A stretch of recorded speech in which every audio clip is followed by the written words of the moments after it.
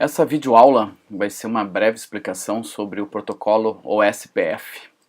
O SPF é a sigla para Open Shortest Path First, protocolo de roteamento de domínio público, que serve para redes maiores do que aquelas em que a gente usa, por exemplo, o RIP versão 2. Quais são as características principais do protocolo SPF? Em primeiro lugar, esse é um protocolo do tipo estado de enlace. Então ele é um protocolo diferente do RIP versão 1 e do RIP versão 2, que é do tipo vetor de distância. A vantagem do protocolo estado de enlace é que o tempo de convergência é menor. Então mais rapidamente a rede chega num status correto. Além disso, esse tipo de protocolo suporta redes maiores, né, e tem menor suscetibilidade a alguma informação errada, a criação de laços. Claro que há desvantagens, exige mais processamento e exige mais tráfego na rede, né? O protocolo basicamente utiliza um algoritmo para determinar o melhor caminho, conhecido como Dijkstra Shortest Path. É um algoritmo clássico para determinar o menor caminho entre dois pontos em um grafo.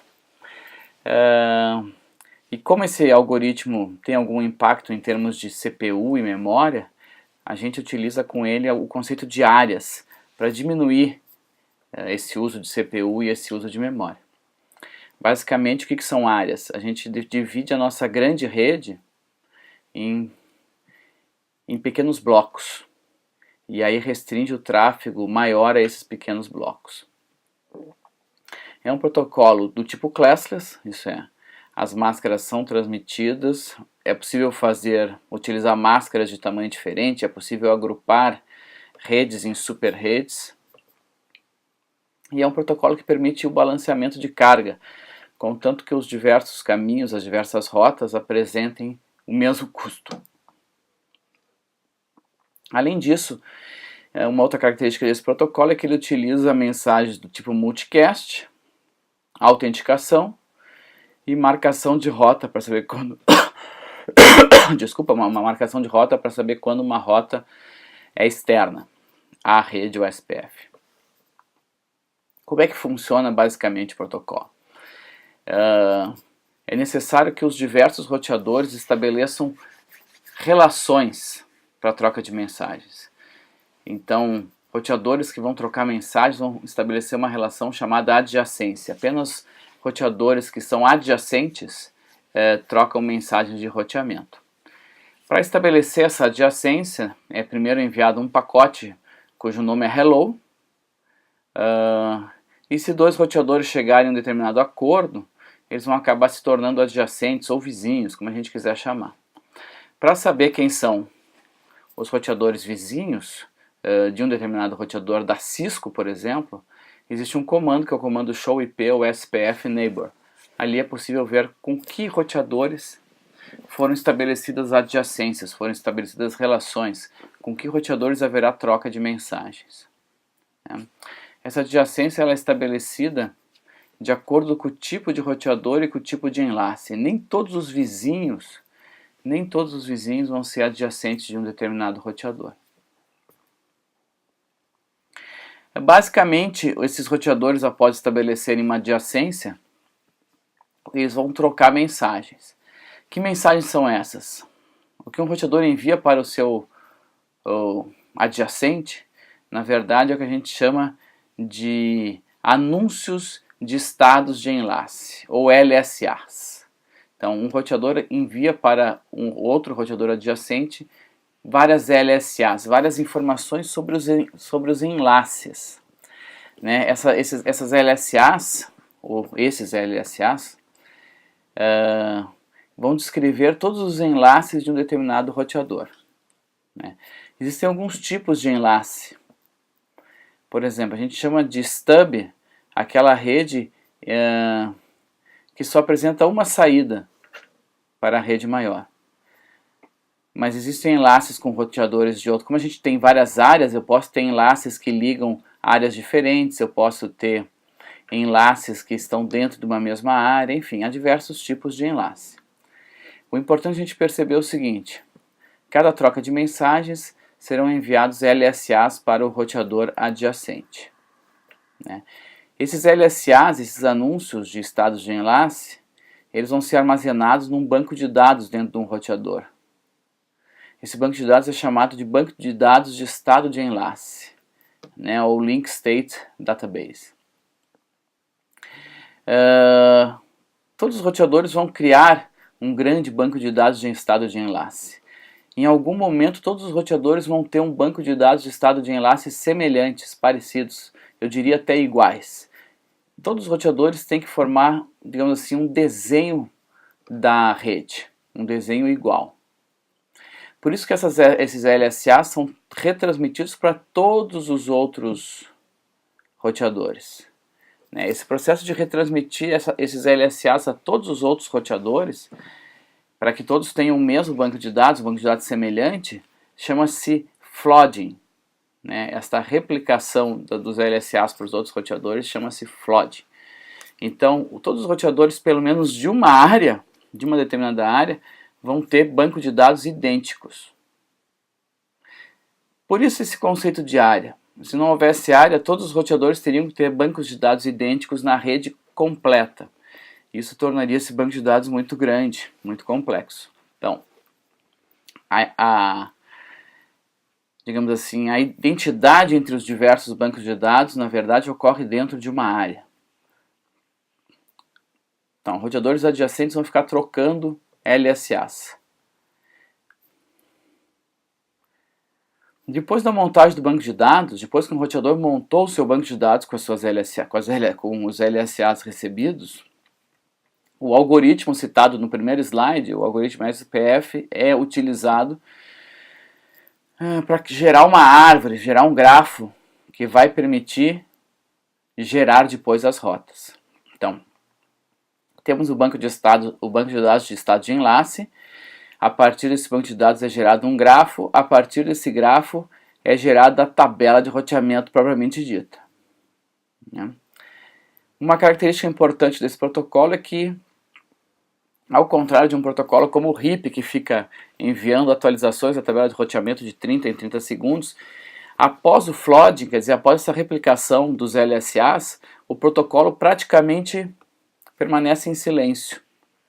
Na verdade, de tempos em tempos é mandado um pacote hello, como se fosse um pacote para dizer, olha, estou vivo ainda, enfim, para um roteador dizer para o outro que está vivo. E a cada 30 minutos os LSAs são enviados novamente. Então é um protocolo mais silencioso, após a formação dos bancos de dados. Se a gente quisesse ver dentro de um roteador, a gente poderia achar a tabela de roteadores adjacentes dele, ou tabela de vizinhos, Cada vizinho vai ter um identificador, enfim, que pode ser um identificador criado pelo administrador do sistema, ou pode ser o endereço da interface de loopback, ou o endereço da interface física, enfim, vai ter um identificador. Me interessa aqui nesse slide é mostrar a questão do protocolo hello. Então, o hello é o protocolo pelo qual os roteadores se descobrem. Existe ali uma troca de parâmetros para estabelecer a adjacência, e depois o hello é utilizado para continuar notificando o roteador adjacente de que está vivo. A gente chama isso de Keep Alive. Keep Alive é uma mensagenzinha para contar para uma outra máquina que você continua operacional, Então, esses pacotes hello do tipo Keep Alive, eles são enviados de 10 em 10 segundos. Se em 40 segundos um roteador não recebeu o Keep Alive de um outro adjacente, ele vai considerar que há algum problema. O estabelecimento de adjacências, na verdade, ele é um pouco diferente dependendo do tipo de rede. Então, numa rede ponto a ponto, uma rede que liga dois roteadores, sempre vai ser estabelecida uma adjacência entre esses dois roteadores.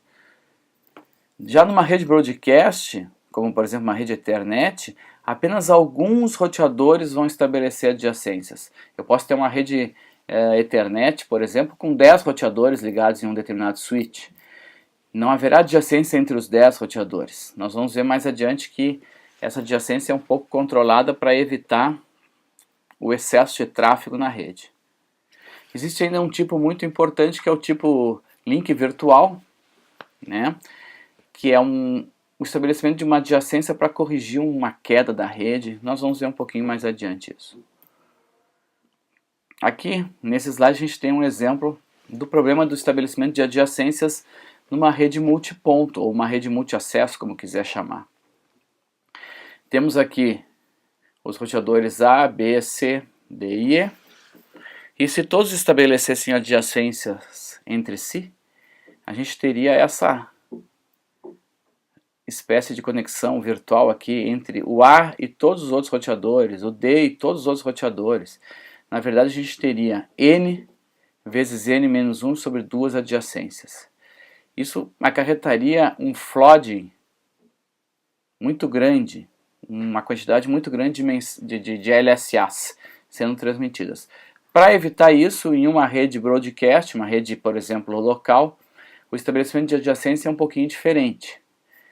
Na verdade, o que se faz é, se escolhe um roteador, que a gente chama de DR, que quer dizer Designated Router, para representar essa rede, tá?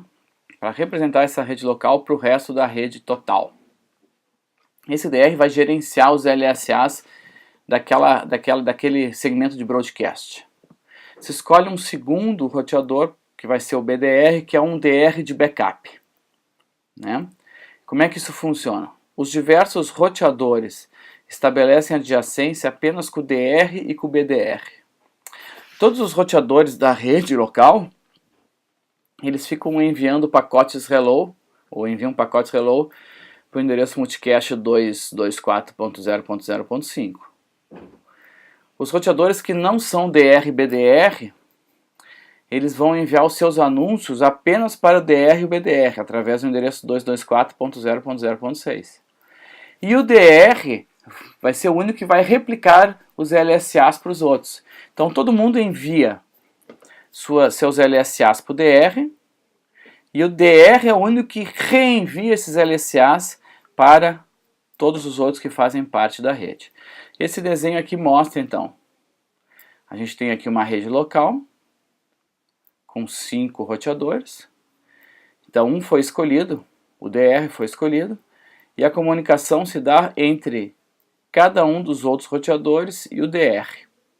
É o DR que recebe os LSAs de E e replica esses LSAs para A, B e C.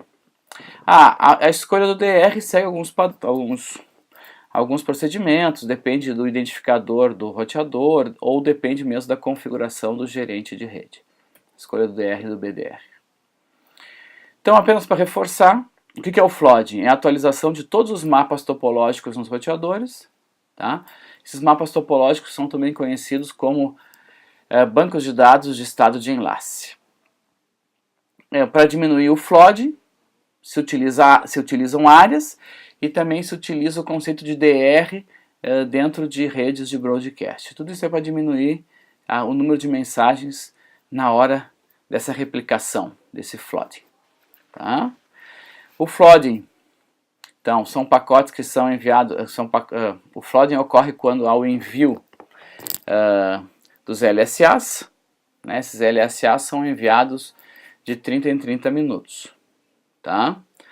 O nome do pacote que contém os anúncios dos estados de enlace é Link State Update. Link State Update. Veja que é a mesma sigla do LSA que a gente estava falando antes. Tá? Então, uma atualização de estado de enlace carrega vários anúncios de estados de enlace. Tá?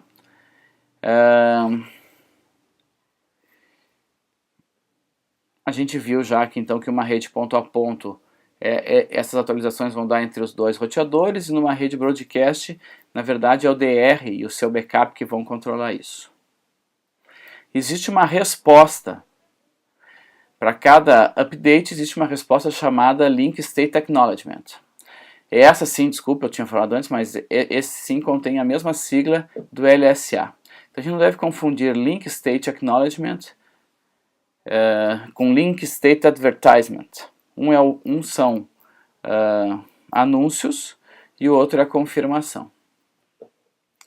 Aqui a gente tem nessa figura um exemplo do flooding. Então na parte de cima a gente tem esses roteadores aqui da esquerda, são roteadores que não são do tipo DR, e eles enviam updates para o DR e para o BDR através de um endereço de multicast.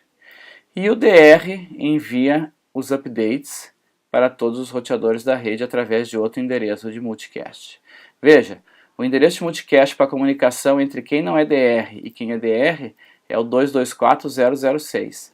O endereço para comunicação entre... Não, é o 224.006, isso mesmo.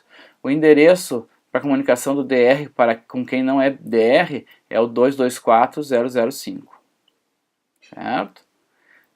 Também é importante a gente perceber aqui nessa figura que esses roteadores vão estar ligados em outras redes, né, em outros enlaces, e vão fazer as atualizações, a replicação desses LSAs para essas outras redes. O mecanismo de segurança então utilizado é uma confirmação de que tudo chegou certo e tal, né? Então tem um número de sequência, tem um checksum, tem um campo chamado age, que é para ver se as coisas não estão expirando, enfim. A gente pode dar uma olhada melhor no Cisco para ver como é que são esses LSAs que foram anunciados com o comando show IP, o SPF database. Tá? Eu havia dito que o protocolo utiliza o conceito de área com alguns objetivos. Então, para que dividir em área? Para reduzir o flooding, para reduzir o tamanho do banco de dados e para reduzir o número de LSAs a serem processadas. O que é uma área? É um agrupamento de um conjunto de roteadores. A ideia é que dentro de uma área, esse conjunto de roteadores não precisa conhecer de forma detalhada a topologia de outra área e, portanto, possa trabalhar com um menor número de LSAs. Cada área vai ter um identificador. Esse identificador pode ser em formato de 4 octetos ou em formato de número. Eu costumo utilizar a questão de número. É importante que existe sempre uma área chamada zero. A área cuja identificação é zero, na verdade, é o que a gente chama de backbone. É aquele conjunto de roteadores interligados que conecta as diversas outras áreas, né? É a espinha dorsal da rede. Não é muito fácil determinar como dividir em áreas, isso precisa de experiência, precisa ver o que está acontecendo com a rede, mas existem alguns critérios, né? Então, o número de enlaces, eu tenho que ver se a minha rede está estável, a capacidade dos roteadores, onde eu quero utilizar a sumarização, enfim, só a experiência vai permitir assim que a gente consiga definir bem as áreas. Aqui a gente tem um exemplo. Então, na parte de cima a gente tem a área 0, que é o backbone. Essa área 0 está ligando duas áreas, uma chamada área 1 e a outra chamada área 10.5.53.16. Tá? Isso aqui não é um endereço IP, mas tem relação no sentido de que normalmente se utiliza quando se quer identificar a partir das sub-redes que tem ali dentro e tal. Bom, em relação às áreas, há alguns tipos de tráfego. Então, um tráfego intra-área é um tráfego entre roteadores da mesma área, um tráfego inter-área é um tráfego entre roteadores de áreas diferentes, e um tráfego externo é um tráfego entre um roteador OSPF e outro de outro sistema autônomo. A ideia do backbone é que o roteador do backbone vai resumir a topografia de uma área para todas as outras. Tá?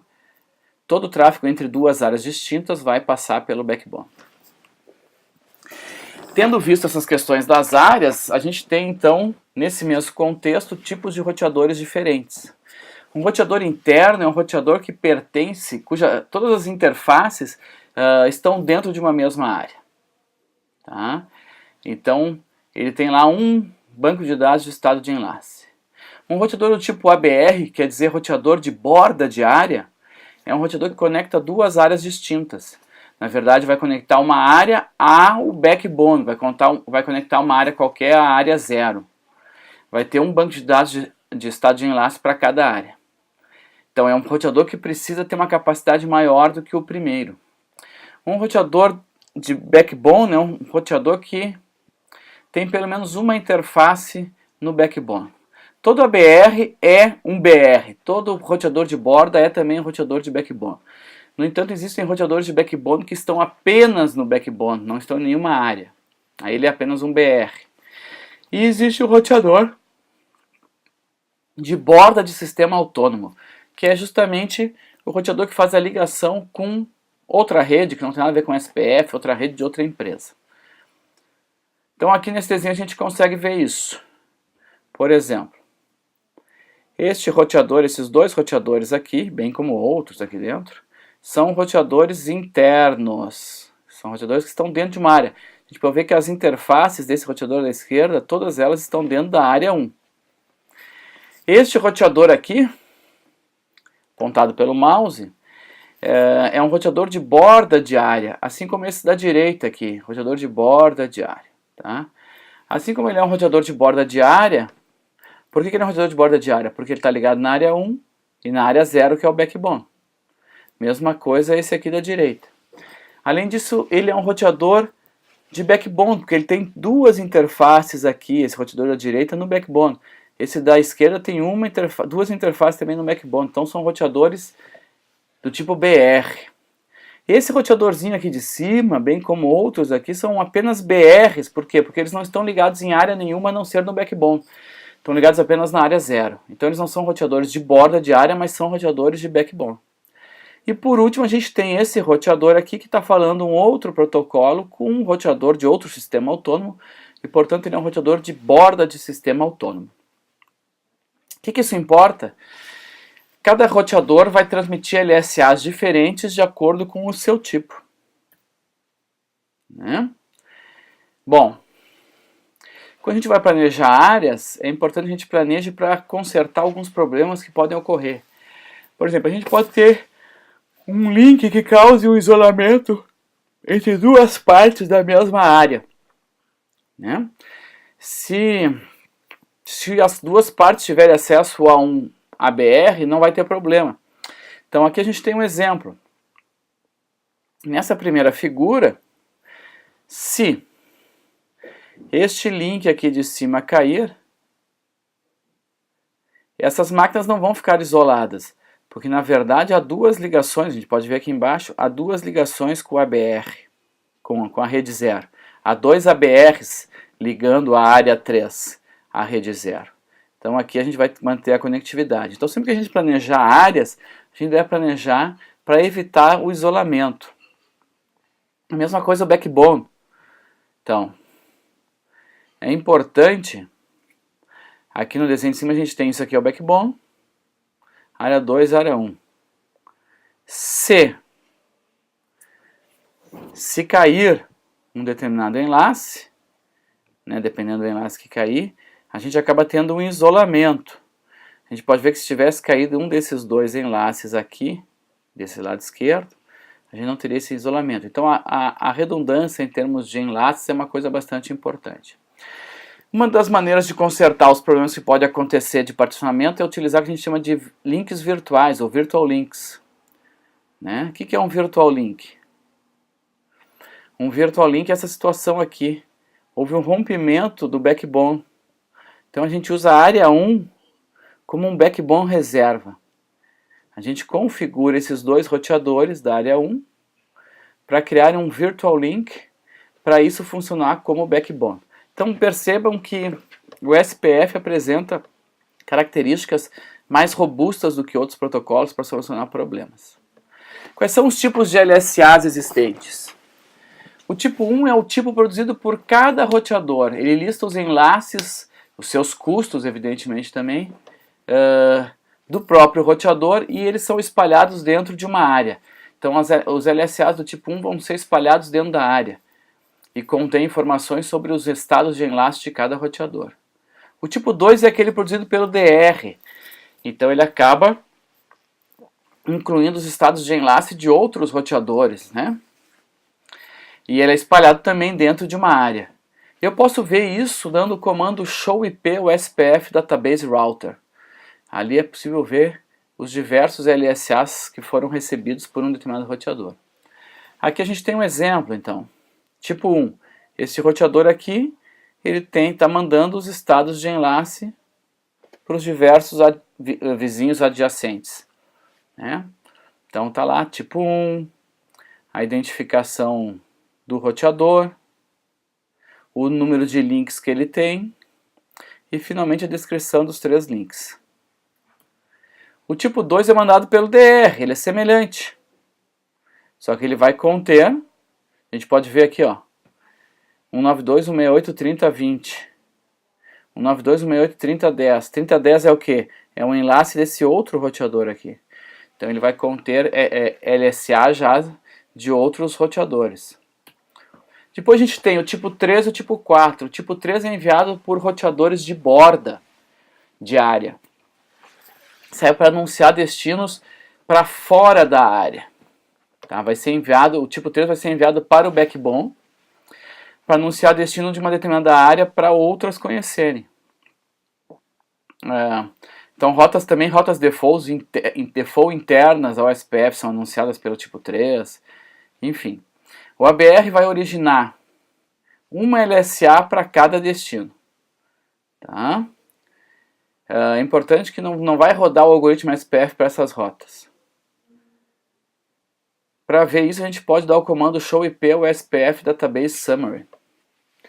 Assim como existe esse tipo 3, conhecido como Network Summary LSA, existe o tipo 4, que é o anúncio feito pelo roteador de borda, mas cujo destino é um roteador de borda de sistema autônomo. Certo? Então aqui a gente tem o exemplo do tipo 4. Este roteador aqui da esquerda é o ASBR, e o que o roteador de borda de área está fazendo é anunciar esse ASBR para dentro de uma área. A gente ainda tem outros tipos, como o tipo 5, que anuncia destinos externos, rotas externas ao sistema autônomo, rotas externas ao SPF. O comando para ver lá é show IP ao SPF Database External no Cisco. Tá? Existe uma coisa importante que é a questão das áreas chamadas stub. Você já deve ter percebido que uma área, na verdade, ela não precisaria receber LSAs de outras áreas. Bastaria muitas vezes ter uma rota default, porque grande parte das áreas, na verdade, só tem uma saída para o backbone. Então, uma área do tipo stub é uma área que só tem uma conexão com a área 0. Se ela só tem uma conexão com a área 0, ela não precisa receber LSAs externas, do tipo 5, não precisa receber a LSA anunciando o SBR, do tipo 4, e não precisaria receber nem LSAs anunciando rotas, redes de outras áreas. Bastaria que ela recebesse uma rota default para tudo que é externo, porque só tem uma saída. Então essa é uma área do tipo stub. Tá?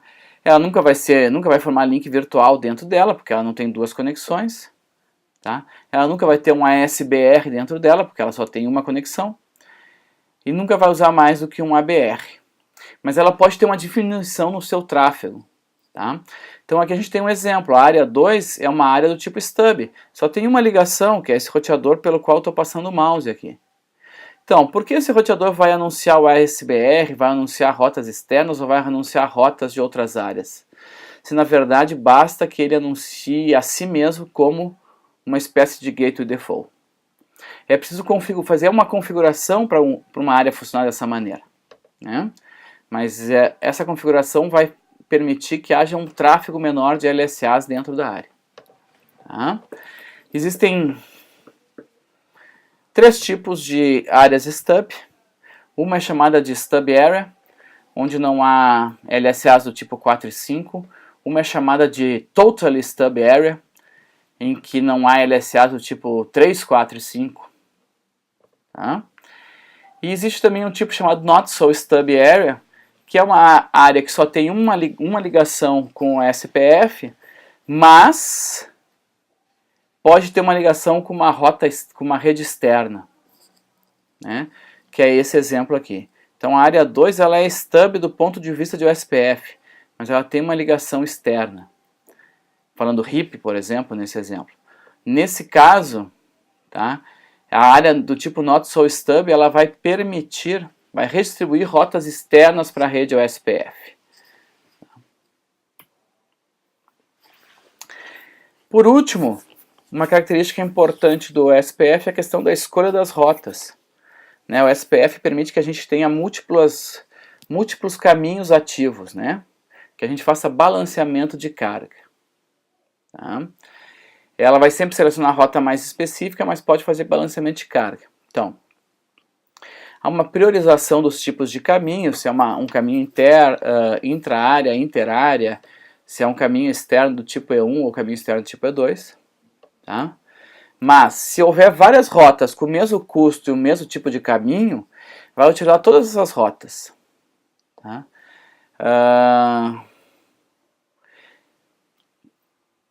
Isso é possível configurar numa diretiva chamada Maximum Paths, que vai de 1 a 4. Tá? Vai de 1 a 4. Perdão, vai de 1 a 6. A gente pode ter um balanceamento com até 6 rotas diferentes.